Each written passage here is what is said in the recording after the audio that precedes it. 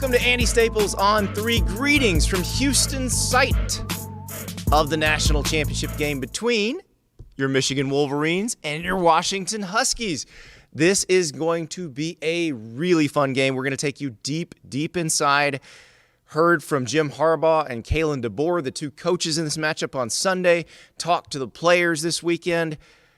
This could be one of the more fun national championship games we've seen. Very difficult to predict. Very difficult to know who's going to react to a kind of offense that their defense really hasn't seen all season. It is going to be a blast. We're going to send the 4-team playoff out in style and bring in the 12-team playoff for next season. And boy, there's going to be a lot of hope for everybody next season, but right now the hope rests on the shoulders of the Wolverines and the Huskies. And we got to talk about these coaches. We got to talk about Kalen DeBoer and Jim Harbaugh. Kalen DeBoer, about as normal a human being as you're going to get for a major college football coach. But he has the Huskies playing so well. He's lost 2 games in 2 seasons with them, and they're actually back-to-back. We're going to talk to a Michigan player who was actually a member of the last team to beat Washington. Kalen DeBoer has done an incredible job, and you look at his history, he's done that everywhere. He was at Sioux Falls in the NAIA as a young coach, won national titles there. He goes to Fresno State in his next stint as a head coach after being a very respected assistant, makes the Bulldogs better. Gets to Washington, immediately improves. Took a 4-8 team, and they went 11-2 last year. And it set the table for this. Jim Harbaugh, meanwhile, legendary quarterback at Michigan, very good NFL player, got into coaching. We knew he was going to be good. We saw him at the University of San Diego, non-scholarship FCS, winning. He goes to Stanford. He turns the Cardinal, who had no success whatsoever in recent memory, and turns them into a consistent winner. Goes to the NFL, 3 NFC championship games in 4 years, 1 Super Bowl appearance. Comes to rescue his alma mater. Took a while. Couldn't beat Ohio State. The Wolverines were better, but they couldn't get over the hump. And then in 2021, they beat Ohio State. They win the Big Ten, but they lose in the playoff. Same thing last year. Now, they beat Alabama in the Rose Bowl. They are here. This is a pretty incredible matchup. This is a little bit different than anybody would have expected at the beginning of the season, but it was a very exciting road to get here. And these two, well, they couldn't be more different as coaches. And we will start with an answer that Jim Harbaugh gave to a very fun question, because apparently they've been watching some documentaries on the Michigan team at Jim Harbaugh's behest. And well, it's a little predatory. Let's hear Jim Harbaugh's answer to this question about what he's showing the team. Then I'll tell you what he should have said. I'm kind of furthering on routine before game day. A lot of your players yesterday had mentioned that you guys watch films on game day when there are games at night, or perhaps that'll take place today. And much of the tone was about predatory animals. I guess there are some documentaries as of late that you've been showing them. Yeah. Can you kind of lend a little insight into who chooses the movie, if there's an underlying message to that, and how your team receives it and how you want them to receive it? Yeah, just a chance just to be with your team is the main thing. I like that, just that gathering. It was like the perfect fighting unit to me is a pack of wolves, a wolf pack, and you see them gathered together, before the fight. You see them together going to the fight. You see them together in the fight. You see them celebrating after the fight, and the active word there is together. So that's the picture I have. We're together, and that's the night before the game. So we're together. Take our next. As far as who picks the movies and what are they? Yeah, because a lot of it's fight. There's that resonates with me because it's a football fight. You know, these games you play, it's a football fight, and the night before, if it's a night game like tomorrow night, it'd be a little longer. You know, movie type of length. 12 o'clock kickoff, it'd be really short. 3 o'clock game may go an hour. You know, and that's where some of the documentaries, on predators. We found one this year on predators, tigers, cheetahs, lions. Great stuff. Really seemed to resonate with the guys. I love them. Who doesn't, right? I mean, some of those great type of things. But yeah, when it gets to how the world wants to turn you into something, but we kind of allow ourselves to devolve, into a pack of wolves. That's what we want to channel. Probably nature's greatest fighting unit. I get it. Wolves, very scary, hunt a pack. You kind of sound like Alan from The Hangover, though. So there is a more obvious answer to that, Coach Harbaugh. Here it is. I'm kind of furthering on routine before game day. A lot of your players yesterday had mentioned that you guys watch films on game day when there are games at night, or perhaps that'll take place today. And much of the tone was about predatory animals. I guess there are some documentaries as of late that you've been showing them. Yeah. Can you kind of lend a little insight into who chooses the movie, if there's an underlying message to that, and how your team receives it and how you want them to receive it? When we watch movies, we try to find the most vicious predators in the animal world. And, well, I can't think of one more vicious than the Wolverine. Yeah, it's a member of the weasel family, sure. But very opportunistic eater. Eggs, squirrels, beavers. And vicious. A Wolverine is relentless. I feel like that's what I want our team to be. And then, of course, we have the Marvel Universe Wolverine. He's a bit of a loner, not really a team player, but when he needs to, he gets together with the X-Men. And of course, adamantium claws that could cut through flesh, bone, metal. Now, he wouldn't have the adamantium skeleton if not for his mutant ability to heal, and I feel like our team has a mutant ability to heal.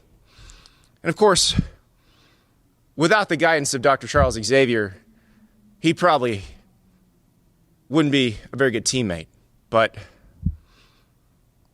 like the X-Men, we've got a pretty good leader too. Later in the show, we're going to hear from Michigan offensive coordinator Sherrone Moore, who very soon could be Michigan head coach Sherrone Moore. We're also going to hear from a couple really good offensive linemen in this game. Roger Rosengarten from Washington, LaDarius Henderson from Michigan, who used to play at Arizona State, so he is a little bit more familiar with the Huskies than anybody else on this roster. We are also going to talk to Washington defensive tackle Faatui Tuitele, and he's one of the sixth-year guys on this team. It's so interesting how you have the mesh of older guys who came in and were recruited by or even played for Chris Petersen. Because that COVID year, there are guys on this team who played for Chris Petersen. Then they went through the Jimmy Lake years, and now you've got the Kalen DeBoer guys along with them. So you have the guys who Petersen recruited and coached for a little bit. You have the guys that Lake brought in, which he wasn't bad at bringing in talent. He just wasn't that great at coaching them on the field. And then you have the guys that Kalen DeBoer has worked with, and it is a great mesh of styles, of talent. But Fatui's going to explain what these older guys have been through, what they've seen. And I think that's a key piece of this story, a key piece of the journey for Washington. So, lot to talk about. But first, my On3 tag team partner, JD Pickell, joins me to break this game down one last time. We'll also talk a little about Jim Harbaugh's future. JD, we've said almost all there is to say about this game, but as we sit here 24 hours away from kickoff, What sticks out to you as the most important thing that Michigan needs to do and the most important thing that Washington needs to do to win this game? I think to me it's a tale of two quarters, being the first and the fourth. And I think that first quarter is massive for Washington. Like, the path for Washington to victory to me feels more narrow than Michigan, and the path to victory for them starts in that first quarter, putting pressure on Michigan to match them with scores. Because, Washington, we know it. They're a Ferrari offensively. Yeah. They will score north of 40 if they're allowed to kind of get some rhythm going. So if they can establish that early, massive. Now, the fourth quarter for Michigan, we were talking before we got on air here, if they're able to go into that fourth quarter with a one-score lead, be it 3 or 7, and they get the ball back, they get to go bully mode, which is how they want to live. We're not worried about playing all 4 quarters in the long game. We're worried about finishing this game out, 15 or so minutes. I think that's massive. I think it's huge for both sides. I think Washington has to jump on them because the bully mode can start earlier if they don't. And bully mode might actually be a quick way to score for Michigan. I think, you assume that just because a team dominates on the ground that they're going to have these 15-play, 8-minute drives. That may not be the case if Michigan's offense starts humming. They can score in 3-4 minutes. It will not be the aerial show that Washington's offense is, but they can rip off some chunks when they get the ground game going too. And that's the part that I just am not sure about with Washington's defensive line is, can they hold up against Michigan's offensive line? I'm not as worried about Washington's offensive line against Michigan's D-line. Yeah, we've said it here many times. Like, the way they're able to manage a game is very much so, I think, why they're in this game. Like, they're extremely versatile, and those big boys up front, there's sort of this thought there that, okay, they won the Joe Moore Award because they're really good offensively, and Michael Penix Jr. gets rid of the ball quickly, and some of that might be baked in there, but that's a really good offensive front in Michigan, Washington. Well, they don't let people get to Penix. Yes, there's an advantage because you do have to dedicate more resources to coverage. Mm-hmm. But there are teams that have sold out trying to hit Penix, and they don't. Yeah. And the other thing is, when this team has needed to get yards on the ground, they have. Now, we don't know about Dylan Johnson. He said at Media Day he's not going to be 100%. Mm-hmm. And when a guy admits that, then we're talking a pretty low number here. Yeah. On camera, no less. Right. Exactly. Not like a, hey, I'm not feeling great. It's like, no, hey, listen, I'm not 100%, but we're going to see where it goes on the game. But, yeah, going back to your point about having to try and get after Michael Penix Jr., you watched the Oregon and the Texas game, and whenever you saw someone on the broadcast feed run into the picture from like the second or third level, my first thought was somebody's open. Yeah, somebody's open downfield. Exactly. So, lefty. Yeah. About to be an air show. Yeah. So that's going to be a fun chess match, and I think if you're Michigan, the way you handle it is simulated pressure, and what that is for those who don't know is, you make the quarterback think. You give him a picture that there's 5 or 6 guys coming, but there's only 4 guys coming, but you're not sure which 4. Mm-hmm. And that's the tricky part. That's what you got to use to scare him into thinking he's about to get hit. So he goes to look for that guy who he knows is open if there's 5 or 6 guys coming, but he's not going to be open because there's only 4 guys coming. The guy who could be the most impactful player in that whole chess match is Mason Graham. Yeah. We saw what he did in that Alabama game. It's not a guy where he has to be hitting the quarterback. If he's occupying another offensive lineman or if he's kind of mixing up the picture, somebody's coming through. Real agility from that dude, too. So I think that's going to be a guy to watch. Keep an eye on 55 all game long. Well, and now here's where the Washington offensive line, having played together so long, really helps, because if you're doing the simulated pressure, that means you're doing twists and stunts up front. You have to communicate as an offensive line. Mm-hmm. You've got to be able to pass guys off. You've got to say it's almost like playing basketball, switching on a pick, and you've got to be able to do that and communicate effectively. You saw Alabama not communicating effectively against Michigan. I don't think that's going to be a problem for Washington. Like, I don't recall any point this season where it looked like they got really confused by any defensive front and just let free runners come through. So I think that's a part where Penix is probably going to have a little bit of time to throw, and it's going to be on Will Johnson and Mikey Sanders still and the rest of that Michigan secondary to cover. Without question. I'm really interested to see the approach Michigan takes in the back end, because I think PFF has a number out there where Michigan's somewhere north of 70% of the snaps they're playing zone. I don't know if I love Michigan sitting in zone against the monsters of that wide receiver core. Like, you spread them out that wide. That's a long way to stretch your zone. I keep comparing this game to potentially the Georgia-Oklahoma Rose Bowl, and Georgia played a lot of zone early, and at halftime, Kirby Smart was like, we just can't do this anymore. Yeah. He told his corners, guys, I realize these are really good receivers, but you're going to be on your own a lot. Yeah. So we got to put more pressure on the quarterback, and that's what they did. So we'll see if that holds true. But in this case, you may not be trying to use that other guy to put pressure on the quarterback. You just may be covering with that other guy. Yeah, it's going to be massive. And Mikey Sanders still is going to have his work cut out for him. And, I mean, a guy that switched positions at Michigan, played receiver at one point, goes over the defense side of the football and has done it, feels like seamlessly. Feels like he's going to be running across that 53.3 for the majority of those those 4 quarters tomorrow night. Yeah, there's going to be a lot of work for him. And then the Michigan receivers, I think we didn't see much from them against Alabama. Alabama's defensive backs, obviously, very good, all headed to the NFL. Washington's not quite the same caliber. So do we see a Roman Wilson or maybe Colson Loveland, the tight end? Maybe we see one of those guys break out for a bigger game. Without question. And I think the plan A would obviously be, hey, we run the ball effectively, we make them overcommit, we hit that deep shot, strike up the Van Hill to the Victor's playing all night long. The other thought, though, I was watching back Washington, Oregon State today, and it was a muddy game, and DJU's probably different than J.J. McCarthy, but they did a really good job against Washington attacking them in the flats. Like it was bring pressure, put the ball out to Silas Bolden, whoever. So I'm curious if Washington's forced to maybe rally, make some tackles on Roman Wilson. Yeah, I mean, if Oregon State doesn't try to be Washington in the last series of that game, Washington may not be here right now. Yeah. I mean, we're talking about the different team. Yeah. So, I think that's a good point. And Washington has played in so many close games, though. I think that's another interesting piece of this. The Pac-12 was much deeper than the Big Ten this year. Michigan had to play 2 tough games in Big Ten play, Penn State and Ohio State, and then obviously they had to beat Alabama. Yeah. Washington has been challenged again and again. Like when Washington only beat Arizona by 7 points, we were like, what's wrong with Washington? 100%. And then Arizona rips off this win streak, and you're like, whoa, that was a pretty good win on the road. Yeah, and the Arizona game too. I mean, that was a game where it was like, Arizona State, everything was 15-7. Yes, they Michael Penix threw 0 touchdowns. They had a defensive touchdown to ultimately win the football game. I mean, Stanford game was tight. It's unbelievable, and it's one of those things where like you check the comment section, people say, well, you don't really know Washington. You picked against them all year. It's like, no, I just keep picking them to eventually lose a close game. Right. And that's why everyone's kind of had this opinion on Washington.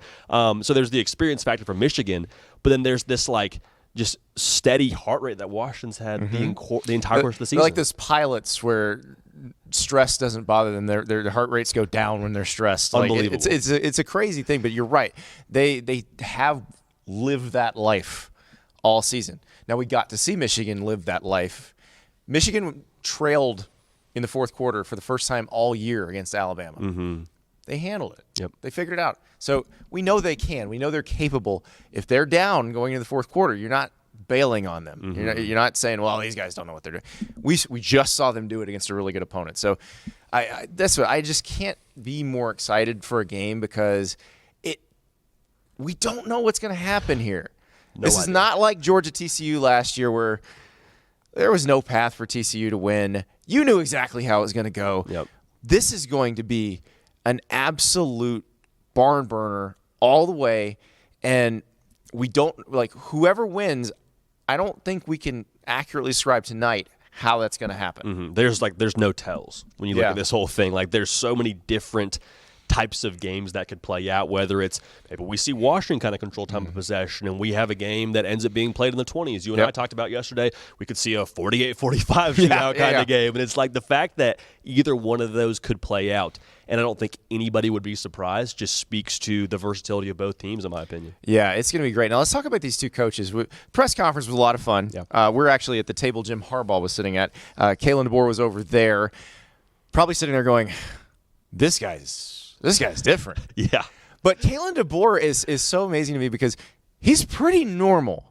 Yeah. And it's hard to be successful as a major college head coach as a normal person. As my 100%. friend Ari Wasserman always says, he's not sure Ryan Day's psychotic enough to succeed at Ohio State. Sure. Like, Kalen DeBoer is about as normal as it gets, but feels like he has been battle-tested as a coach, whether it was the NAIA at Sioux Falls or coming up as an assistant or being Fresno State's head coach. Like, he's made all the decisions he's had to make in-game.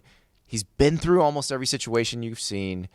and he seems to choose correctly almost all the time. It's a very calloused Washington team, which is funny because we keep talking about Michigan being the experienced team, but it's like Michael Penix Jr. has been through the fire and flames of adversity. Rome Odunze's played a lot of football. Kalen DeBoer never skipped any steps to get to where he is. Well, so it's wild. So many of Washington's veterans have been through every imaginable thing. You know, you think about there are a group, the super seniors, the COVID year guys, they played for Chris Peterson. So they were in that culture, which was one of the better cultures in college football. That's crazy. They then went 4-8 under Jimmy Lake. So they've seen how bad it can get when it sucks. Yeah. And so that was one thing, talking to the Washington players, I got a real sense of appreciation for what they've been able to do and just this opportunity to come back from that 4-8 and be a good program again. And I think they want to make sure that they stay a good program for a long time, and this group leaves its mark, because there's a lot of guys who are 4th, 5th, 6th-year guys on this team. And you know, I don't know what the future holds for Washington or Michigan, because in both cases, they are very veteran heavy.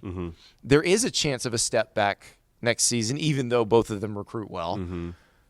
This might be the chance right here for both of them. Yeah, this is the window. And we talked a lot about, you know, how Washington doesn't really ever get rattled and never get nervous. I mean, you listen to Kalen DeBoer post-game and that Pac-12 title game, you know, they just beat Oregon for the second time. It was a 3-point game. It was back and forth to a degree at the end there. And he looks like he just got off his 8-5. Like, he looks like he just kind of punched the clock, and it's just like, very, very steady, and you can see that's a reflection of who their head coach is. They embody that persona. Meanwhile, Michigan, their head coach is a little bit different dude, and we don't know if this is going to be his last game at Michigan. I think there's a growing sense that it is. He's hired Don Yee to be his agent, which, you know, last year he got some help from his brother's agent, but they weren't. It wasn't a go get me an NFL job kind of situation. The year before, he interviewed with the Minnesota Vikings. There are going to be a bunch of NFL jobs open. You know, as we run this show, you've got the Dolphins and the Bills playing. Once they're done, everybody starts firing people. Yeah. So, like, it is going to be pretty wild next week in the NFL. So we'll see what jobs are open, what might be a fit for Harbaugh. There's the NCAA stuff. There's Sherrone Moore, who seems ready to take over. You know, let's watch Jim Harbaugh from earlier on Sunday when he got asked about his future. You know, I hate to end with a clunker answer to what's been a great press conference, but yeah, it's just really everything that's right here in front of us. You know, coming down the straightaway like a thoroughbred. You know, you can see the finish line. You know, got the blinders on. I mean, each guy, I'm just going to the whip. You know, and you know, the future. Hope to have one. Hope there's a tomorrow. Hope there's a day after tomorrow. Hope there's a next week, a next month. I hope a next year. Hope to have a future. J.D. Pickell, did Jim Harbaugh just predict the Armageddon? It felt that way. Should I be getting canned goods together? It felt that way. Talk about living in the moment. Like, by the way he's answering those questions, it's like, all right, tomorrow's not promised. Legitimately not promised. By the way, the question was to both coaches about this being a Big Ten game next year. Yeah. So Kalen DeBoer answered it like, hey, we're excited about going to the Big Ten. And that's what Jim Harbaugh answered with. Yes. And because he's like just trying to walk the finest line and not say the wrong thing and be a headline before they go play the most important game of his time there. I do feel like Jim Harbaugh is the one guy who could win the national title and then do the blue chips thing where he retires in the press conference. Yeah, golly, yeah. But I don't know. That's what makes this game so exciting also is the Jim Harbaugh wild card factor, because we don't know what's going to happen next. I think we've seen from Sherrone Moore that it feels like he's ready to take over. If you're Jim Harbaugh, you feel like you're leaving the program in a good place if you decide to leave. But also, if you don't get an NFL job, I feel like they take you back. Oh, without a question. I mean, I think even if there's NCAA stuff. Yes. Yeah. I mean, even last year there was this thought of, okay, we understand as long as Jim Harbaugh is the head coach at Michigan, every offseason we'll have a holiday of NFL, Jim Harbaugh headline comes out, interviews, not interviews. They called him. Doesn't matter. There's going to be smoke there until he does take an NFL job. Well, I hope there's a tomorrow, because if there is, we get to cover the national title game. It's going to be a blast. If it's there. If it happens. Yep. That's J.D. Pickell. And we'll see what happens with Jim Harbaugh after this game, but if he does wind up in the NFL, the guy who probably replaces him as Michigan's head coach is Sherrone Moore. We talked to Michigan's offensive coordinator about the journey here and what it was like being Michigan's head coach for 4 games this season. All right, I am here with Sherrone Moore, the offensive coordinator of the Michigan Wolverines. And Sherrone, what's this journey been like for these? You've seen this whole process of going from, 2020 to making the playoff to getting over the Ohio State hump, and now you're here.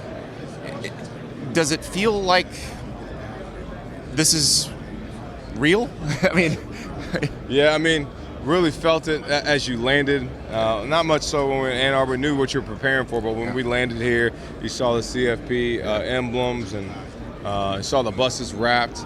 Now you know you're here, but this is what we worked for. Yeah. Super excited for this opportunity. Know we're playing a phenomenal team with a phenomenal staff, and just super excited for this opportunity. So for you, this has been such an odd season. You had 4 games where you were the acting head coach. I wanted to ask you about this. So you said after the Ohio State game, you went home and you read to your daughters. I believe it was Aladdin. It's like Beauty and the Beast. Beauty and the Beast. Yeah, but okay, all right, got my Disney princess in me. That's So we went with Belle instead of Jasmine. Yeah. All right. So what is that like when you go from going for it on 4th down in front of 110,000 people and however many million watching at home to dad? Yeah. What's that like? Humbling. You get put in a perspective of the things that are in your life. People only see those things on television and in the stadium of going forward and the coaching part and the TV, but they don't see the real life me. That when I go home, it has nothing to do with any I call or the games that we win. I'm gonna go back to the room and it's not gonna be worried about the national championship game. They're gonna be worried about Dad. Hey, let's play, let's do this. So for us, it's humbling, but it's also it's grounding. It lets you know the things that are important. And I would imagine, I always wonder about this because it feels like people are finally coming around on the idea of O-line coaches as coordinators, as head coaches. And it feels like that's the kind of group that would ground you too. Like those guys don't take a lot of BS. Like you can't car salesman those guys. Yeah. Like it feels like it prepares you a little better for these kind of jobs. Yeah, guys, coaching the O-line is just something special. Obviously, I played it, and those guys just do. They've done a phenomenal job for me for the past 3 years. Super proud to be a part of coaching that group. And I look up to guys like Andy Reid, who's O-line background, who's done it at the highest level. So I'll just continue to, just really try to coach our guys as hard as I could. And obviously, I got a lot of great help from everybody else in the staff. Well, and you've had to move the pieces around because you've had injury, and like the Zach Zinner injury and how they played after that. How proud are you of Carson moving into guard and Trente coming in at right tackle?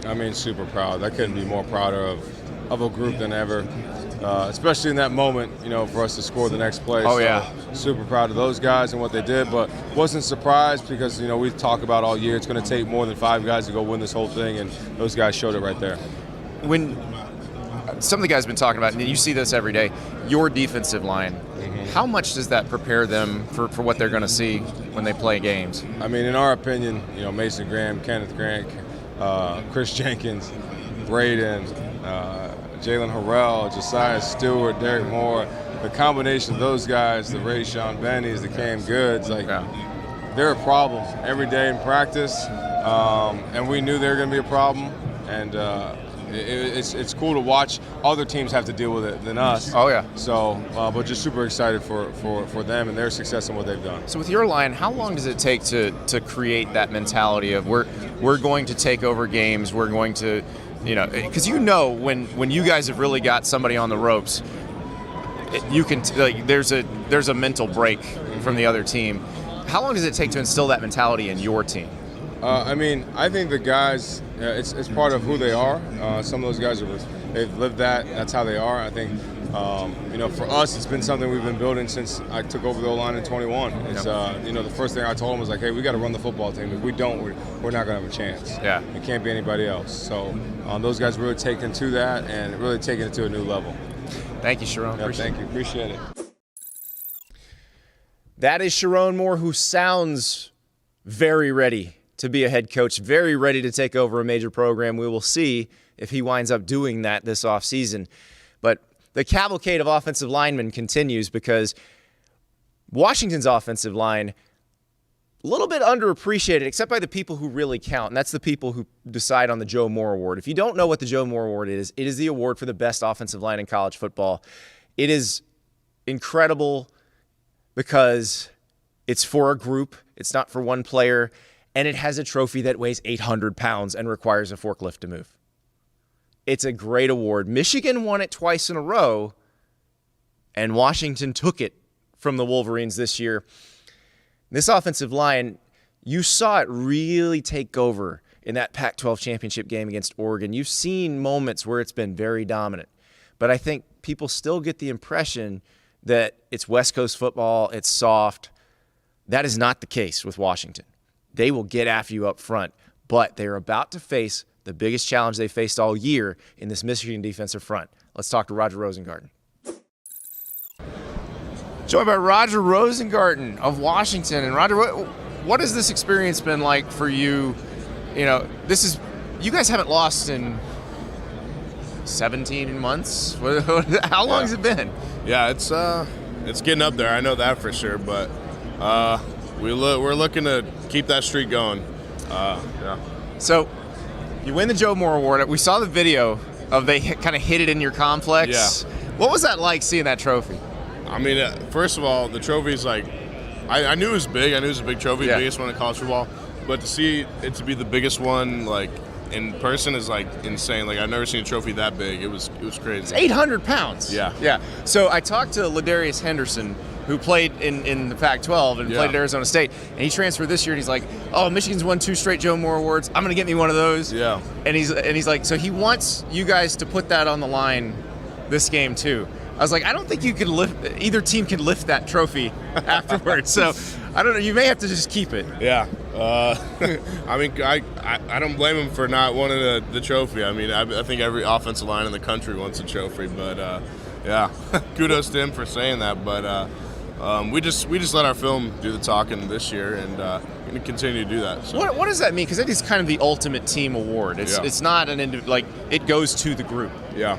I mean, like you said, it's a group award, and like for all of us to be like so invested in that. I know like a week prior we were talking, we were like, man, if like any word on the Joe Moore, like we were just wondering like, because I know we played a good season, but I mean, your film does the talking for you. So, oh yeah. And I've been on a couple of those calls for the Joe Moore Award. They are watching the film. And I really do think your fourth quarter against Oregon is what won it in the Pac-12 championship game. I think that won it for you because that was an example of a line just taking over a game. Agreed. I think after that game, we all like 5 sat down and had dinner after that. Once we got back to Seattle, and we were like, man, that Oregon game was special, man. We all collectively played hard as a unit, and wanted to just strain to do whatever we could to get away. Well, and you'd already played those guys, and it was interesting going to that game because they were favored again. Yeah. And the narrative was the same again. Like, they haven't seen these kinds of athletes on defense, but you'd already played them. Right. So, but do you guys enjoy that? Because you're getting it again this week. It's, you haven't dealt with this level of athlete. Yeah. It feels like every time you've been presented with that, you've had no problem with it. Yeah. I mean, ever since November, it's always been, hey, you guys are favored or not favored to win again, or you're the underdogs going in. So, I mean, it's that underdog mentality every single week. You're going against better line, better competition. So we're ready for it. I mean, we're confident in our preparation, and we're ready to play. So what's it like as an O-lineman playing with a guy like Mike who he gets rid of the ball so quickly? Yeah. Like you said, does a good job getting rid of the ball, but when he holds on, we do our best to strain and hold on blocks. We just want to give as much time for him as possible because we have a great group of receiving and tight ends around us, and if we give him as much time as possible, it's great knowing that the Heisman, in my eyes, can sling the ball, and it's going to be a touchdown. I was going to say, so he won it according to you guys. Oh, absolutely. Yeah. You can't convince me otherwise. So how many times do you find yourself as you're watching, rewatching film, going, how did he make that throw? A ton. Like, obviously I watch my block and my technique and the rest of the guys' technique, and then that's when you kind of hit play on the thundercloud and let it see and just watch them work, and you see these crazy throws. You're like, wow, it's special. Yeah, I was gonna say, because it's not like that. Most quarterbacks cannot make those throws. Absolutely. So when did you realize, because he transfers in before last season, when did you realize, okay, we got something truly special here? I think it was like spring ball, the first kind of football interaction of 2022. Spring ball 2022 was like I was like, holy cow, this guy can sling it. And then we get to that Kent State game of last year. I was like, man, this is something special. Yeah. So just kind of that snowball effect, build on, build, and man, next thing you know, we got a Heisman on our on our hands. So in this transfer portal era where everybody's moving around, your offensive line is all homegrown. Your starting five are all homegrown. You guys have been together. Most of you have been together 4 years, right? Yeah. How much does that help in terms of communication? Because that's one thing you guys. We rarely see you guys get confused by stuff defenses do. Right. Coach Huff does a great job schematically with things, but in terms of us five playing as a unit, I mean, we've been through this program through the thick and thin, through the ups and downs. When we were 4-8 and staffless, we didn't have a staff. We've been through that, and then for us to come back and to do what we've done it's great to look back on. What has that been like, that journey? Because I know there's guys on this team who were recruited by Pete and played with Pete the first year. How much has changed over those years? A ton. I was recruited by Coach Peterson, and then before I got there, he left, and then Coach Lake, and then obviously Coach DeBoer. So I've kind of gone through 3 different staffs, 3 head coaches, but even though the first and second was not too much different, but I mean, it was definitely something for the change, but it didn't change my love for the Dogs and what I love about this program. So. What did Coach DeBoer tell you guys when he got there? I remember the first day he came in, it was a winner. We were all waiting to see our new head coach, who our new head coach was. It was him and his whole family walking in our locker room, and I remember shaking his hand. He's like, we're going to go make this place special.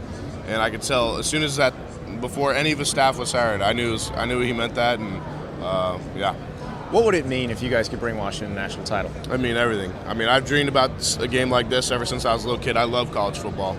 And for us to go win it, I mean, it's been a long dream of mine. So who were your favorite players growing up in college football? Who'd you love to watch? Johnny Manziel. Yep. I grew up watching him. He was electric. I was a big fan of growing up, I used to watch the old replays of the Boise State and Oklahoma games of the Statue of Liberty. So I was at that game. Oh, really? It was unbelievable. Yeah.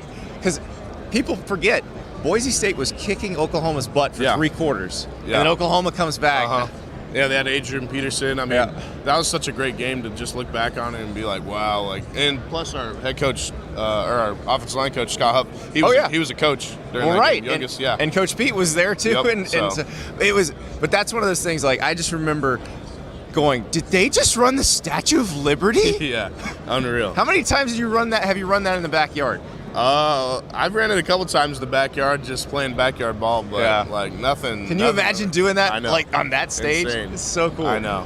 Well, so I mean, as a college football junkie, you're playing as the team that's won more games than any in college football. When you see those winged helmets, how cool is that going to be? I mean, it's a historic game. The 91 team of UW, that national championship, UW versus Michigan. Just a historic game, and for us to kind of be replaying that part just in Houston, Texas is special. All right, Roger, appreciate it. Good luck to you. Appreciate you, my man. Of course, we got to give equal time to the Michigan offensive line. LaDarius Henderson, who is a very unique perspective on this game, because LaDarius Henderson spent his first 4 seasons at Arizona State, and he's played Washington. In fact, he was on the Arizona State team that beat Washington in 2022. That was the last team to beat the Huskies. It was a crazy game, one that kind of came out of the blue. It was actually Washington's second consecutive loss. They lost to UCLA, and then they lost to Arizona State, and they didn't lose again and haven't lost again. Does LaDarius know any secrets to beating these guys? He's not so sure about that, but he knows he's got a pretty good team with him.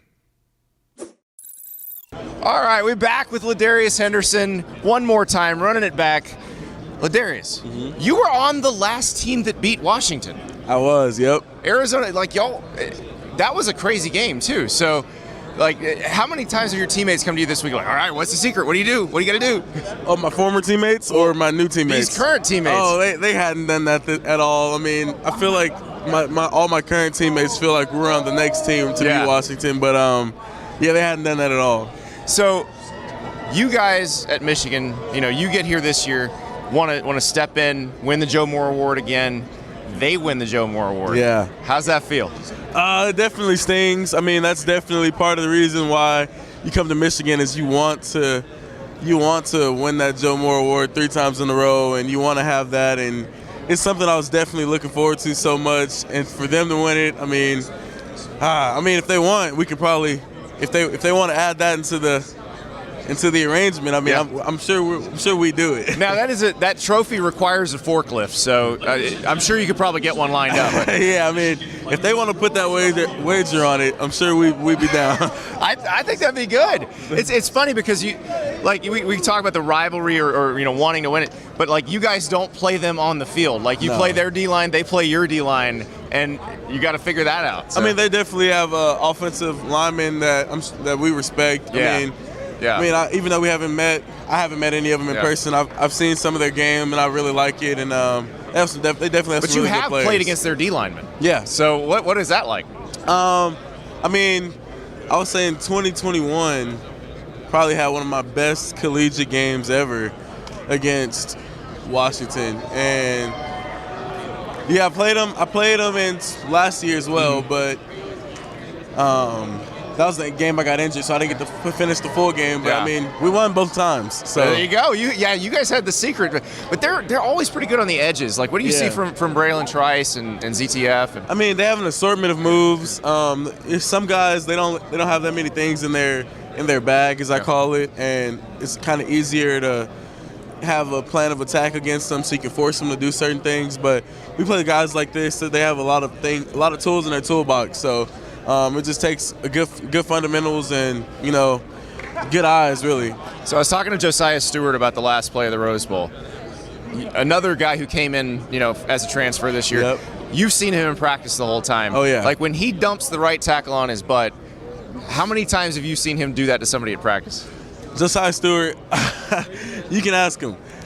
I'll tell you, Josiah Stewart is a really good football player and a force to be reckoned with, even in practice. And I can tell you that firsthand from fall camp. He's not that big, but it looks like it's all in the shoulders. Well, he's fast. He's explosive, right? He's explosive. Yeah. He's twitchy.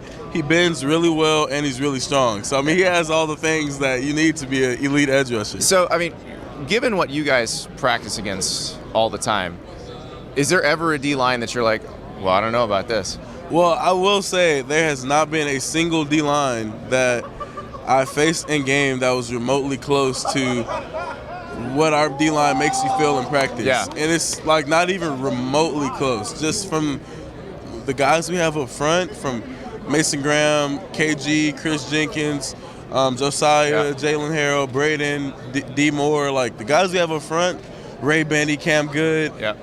Oh my gosh, like we can send out the first group, the second group, the third group, and it's not gonna be easy. You know what I mean? And you guys have a little bit of everything. That's what. Yeah. It's interesting because I remember watching and I realize you play offense, but you play these guys all the time in practice. So like Chris Jenkins running off the field before the last play and waving goodbye to the guys that were going to play on that last play. And no, most teams would not take a guy of Chris Jenkins' caliber off the field, but you got Mason and KG in there. Yeah, I mean, those Mason and KG and Chris Jenkins, we're talking about 3 guys that we have on this team that could be top 50 draft picks. I mean, like, it's wild. And I mean, you can only start 2 interior guys at a time unless you're in a certain package. But we got 3 guys that any team would want. Well, another guy you got to deal with a lot is Derek Moore. That last play, I mean, him and Josiah were just incredible on that play. Yeah, I mean, and Derek Moore has an assortment of moves in his bag too, and he's just such a powerful guy. We have so many powerful guys that have a mix of being powerful and being quick. So and the thing that I think makes them so good that a lot of people don't look at is we have our 4 different edge rushers that rotate in. They all play so differently, but so effective at what they do. Yeah. Like their game is different, but they're getting a great result out of it. It's strange. It's almost like in baseball where somebody's bringing in a different pitcher, so you have to change up your technique, change up your approach. Exactly. Except it's play in, play out. Yeah, that's a lot of film to watch for opposing offensive line. Well, the Joe Moore Award-winning Washington offensive line going to have to deal with those guys. So maybe we can Washington will be here next. I will ask some of those guys if they will put the Joe Moore Award on the line along with the national title trophy. All right, you can tell Troy I said it. All right, we'll do. Appreciate it, LaDarius. No problem. Thank you. That was awesome. Now let's talk to one of those guys that the Michigan offensive line has to block. Faatui Tuitele has been through it all at Washington. He was recruited by Chris Peterson, played for Peterson for a year, then goes through the 2 Jimmy Lake years, 4-8 in that last season, and then Kalen DeBoer comes. So he has seen consistency, depths, and now the highest of the highs. Let's talk to him as he prepares for the biggest game of his career. Here with Faatui Tuitele, defensive tackle for the Washington Huskies, and one of the guys who's been around for a lot. Wow. You played for Chris Peterson in 2019. Yes. What has this journey been like for you? I mean, it's been a great journey. I mean, we went through a lot of trials and tribulations, obviously, especially coming in 2019.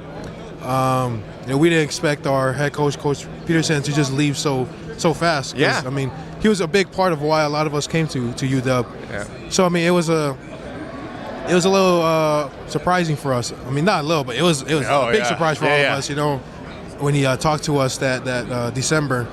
But I mean, the journey's been great, man. I mean, made a lot of connections and made a lot of relationships with my teammates. I think it's interesting because you had so many guys who played in that culture. You're right. And then you went through 4-8, and then Coach DeBoer comes in. So there's guys that had been in a really good environment, good culture before. Yeah. How it was so easy to get back, or?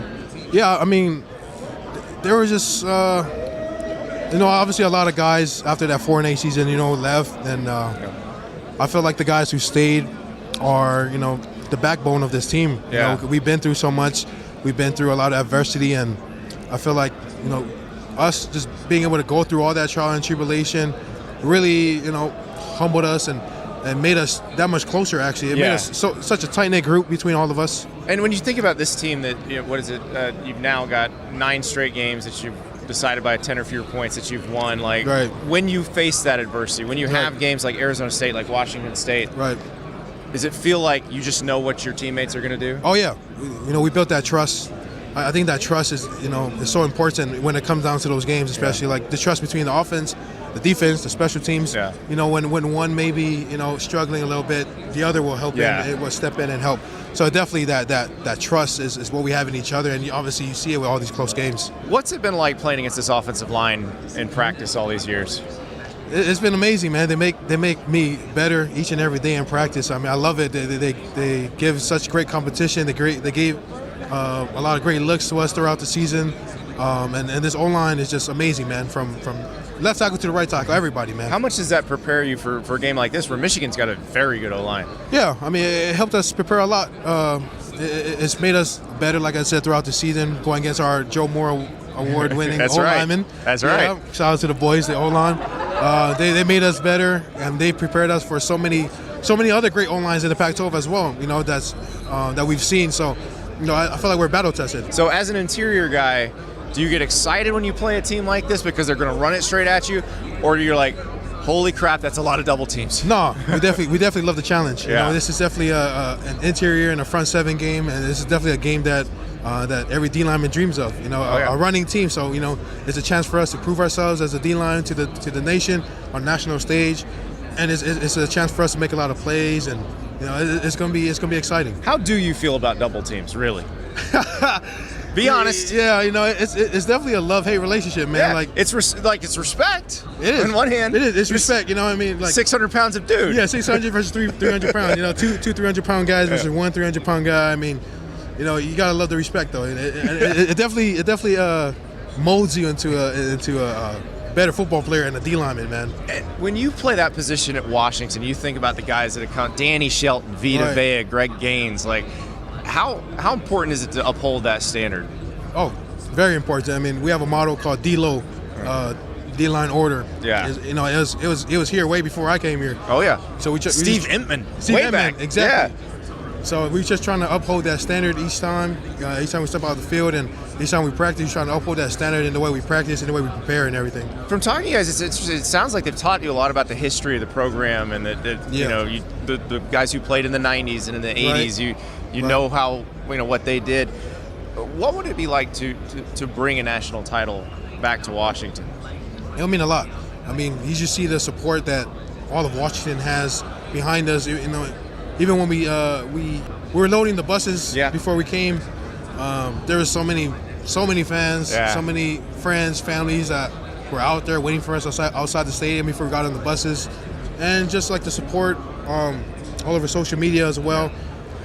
We feel like we're representing more than just our football team, but we're representing the legends that came before us and the whole state of Washington. So somebody had come to you during that 4-8 season and told you, in a couple of years, you're going to be playing for the freaking national title. What would you have said? I think they were crazy. I think like they're losing their mind. I'm like, nah, there ain't no way, man. There ain't no way we know we're going to go from a 4-8 season to a national championship in 2 years. Like, I think they're crazy. I'm not going to lie. But you're here. We are. Real. It is real, and it feels amazing to be here with my brothers and be able to just experience this. Like, it's not just a game, but like the whole experience of being here, and it's amazing. I get to share this feeling with such a great team. Well, good luck. Thank you. Appreciate it, man. That was awesome. That's it. Thank you to all the Washington and Michigan players and coaches for their time and their thoughtful answers. Guys, it's time to play a national championship game. It happens on Monday night, and you will hear from myself and JD Pickell. We will be on site in Houston. We got a show Monday morning to get you ready for it. The hard count doesn't normally come on Monday morning, but we're going to take that hard count time slot that JD uses on Tuesday and Thursday. We're going to have a little pregame show Monday morning, and then Monday night, you will hear from us after the game. We'll go live. You can react. You can chat with us. You can heckle us, whatever you want. Cannot wait. It's going to be so much fun. This is a great matchup. Expecting an incredible game. Talk to you on Monday.